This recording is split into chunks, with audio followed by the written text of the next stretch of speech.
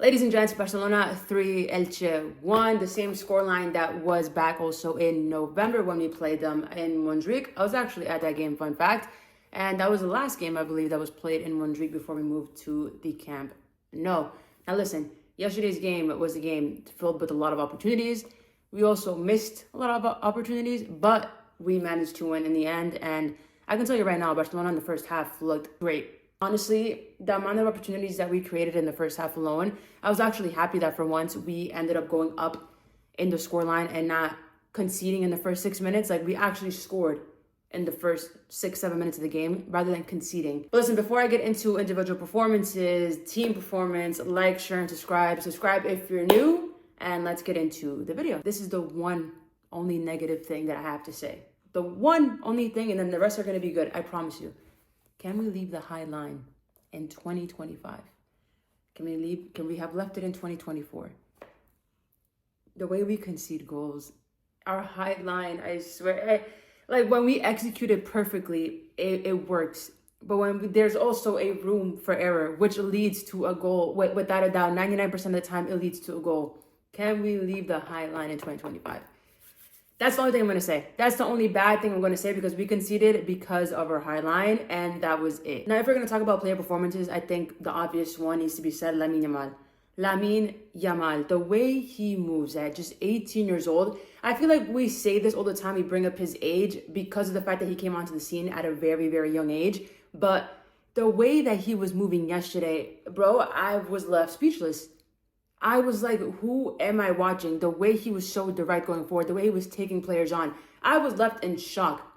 Truly, it's crazy to me that he is only 18 and he plays for my team. And we have 10 plus years to go with him, hopefully, on our team.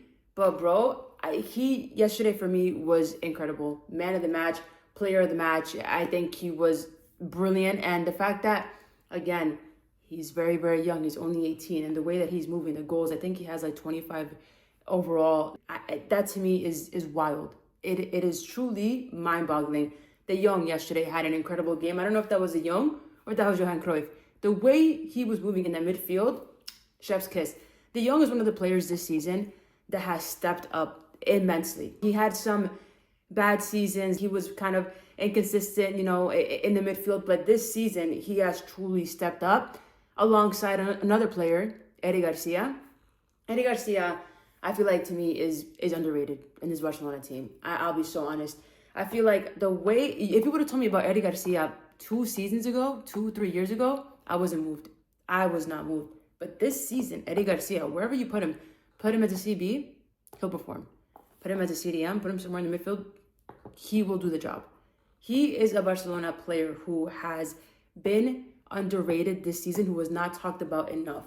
I feel like this season he has stepped up and truly has tried to lead the team and be that rock that we need, that foundation that we need in the back. I'll be honest, I feel like we need to give him his flowers more often because this season I feel like he has completely what needed compared to the last 2-3 years in this team. And I feel like now he's becoming more consistent. A lot of players this season are really stepping up. You see the likes of Fermin, you see the likes of Olmo, Ferran Torres, yesterday's performance too. Unlucky.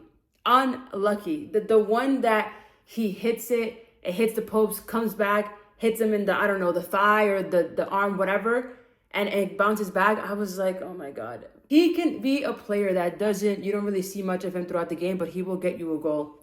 99% of the time, he will get you a goal. But again, he's been a player this season who has stepped up. Listen, I'm not going to lie. For a second yesterday, the opportunities that we were missing in front of goal, I thought it was going to be another Real Sociedad game. I thought it was going to be another game like we had in San Sebastian, where Barcelona had so many chances, we created so many chances, but we couldn't finish.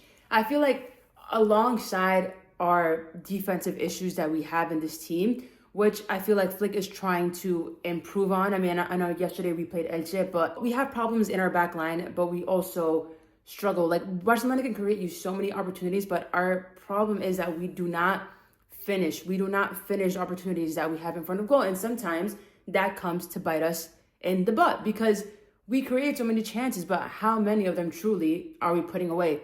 Yesterday we scored 3. It was for that game to be at minimum 5-6 goals. Minimum. Another player that I do want to highlight is Balde. I feel like Balde yesterday had a really amazing performance. The way he was able to go forward, the way he was able to connect passes, try to go into the final third. And that to me was like a vintage Balde performance. We have seen how Balde is when he is at his A game. And I feel like yesterday was a perfect example, like as to how he can play. We haven't seen Balde performances like that in quite some time. It's been a little bit inconsistent, but yesterday was one of the best Balde performances I have seen so far. And obviously I'm going to talk about our super sub, Mr. Marcus Rashford. Mr. Rashi. Listen, United fans, United, Mr. Carrick. If you want to get him back, if you want to get Rashi back, you're going to have to pay us. Because ain't no way you guys are going to want him back after you see him shining. You see him suffering with you guys for the past few years at United. And now that he's at his best and now that he's coming back to the Rashi that we know, now you guys want him back. Yeah, no. Barca better buy him for 20, 30 mil, whatever it is. And once we have him, if you guys want him back, fuck it. You guys pay us. You guys pay us money because we are getting him back to his usual self. Marcus Rashford is having a phenomenal season with Barcelona in the Champions League, especially in the Champions League. He's our guy in the UCL. Actually, in the Liga, may not have 10 out of 10 performances and not be that guy like he is for us in the UCL, but he's still getting numbers. Marcus Rashford in the UCL is him. He was like what Rafinha was for us last season. And I've said it on here plenty of times. I've said it on TikTok, and some of you guys may know, I am a Rashi fan. I've been a fan of him actually since his United days, but when he was linked to us in the summertime, when he was linked to us this season, I was happy. I really wanted him to succeed. I really want him to succeed in this Barcelona team because I feel like he matches our style of play, and I feel like he fits in so well.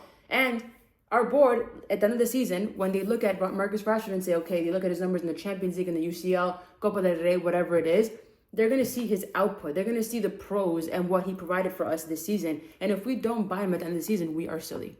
We are very, very silly because for 20, 30 mil, yes, 110%. United, you are a shameless club for wanting a player back who was miserable and you guys didn't play him in your club, and now that you see him shining, you want him back? No. That's like wanting an ex back after seeing how good they're doing without you. No. I will make 10 more Spotify accounts if I have to. I actually have Spotify. I moved over to Spotify from Apple Music years ago, and also Spotify is just on top. Apple Music sucks. I will make 10 more premium accounts if I have to buy him at the end of this season. I don't care. Also, I'm not gonna lie, yeah, this has been a really good week for us Barcelona fans. Not only qualifying top 5 because it eliminates us from playing a few extra games in the Champions League. Also, we don't have Pedri. Pedri's out for the next few weeks, maybe until the middle of this month in February. But I feel like we are in a very good spot, and I'm pretty confident in the players that we have and how they are performing, especially our midfield. You have the young Bernal, you have Fermin, you got Olmo. They are playing very, very well. You have Casado. I'm pretty confident going forward without Pedri. Again, I feel like our midfield is not the issue. Again, I feel like it's our back line. But you know what? I'm going to end the video on a high note. Positive week this week. Top 5 after being in 13th place.